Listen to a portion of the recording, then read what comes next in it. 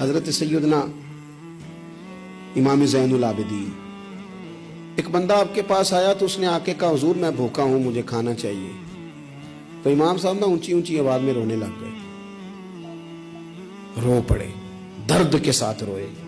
پھر گھر گئے، کھانا تھیلے میں باندھ کے سامان لائے اور لا کے نا دیوار کے ساتھ رکھ دیا. اس کو بلایا، کہنے لگے فلانی دیوار کے ساتھ میں نے کھانا رکھا ہے، اٹھا کے لے جائے.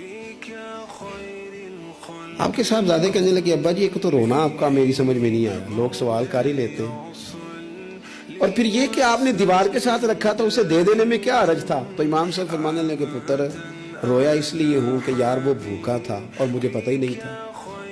پتہ نہیں کتنی بھوک سہ کہ اسے کہنا پڑا ہے. درد آیا ہے کہ خدا سوال کرے گا کہ تیرے پڑوس میں بندہ بھوکا تھا، اس گلی میں بھوکا تھا، تجھے پتہ ہی کوئی نہیں تھا. رو پڑا ہوں کہ مجھے خبر ہونی چاہیے تھی، اور وہاں اس لیے رکھا ہے کہ ہمیشہ لینے والا ہاتھ دینے والے ہاتھ سے چھوٹا ہوتا ہے، لینے والا ہاتھ نیچے ہوتا ہے، دینے والا اوپر ہوتا ہے. آپ فرماتے ہیں میری طبیعت نہیں مانتی کہ کسی مومن کا ہاتھ میرے ہاتھ کے نیچے آئے.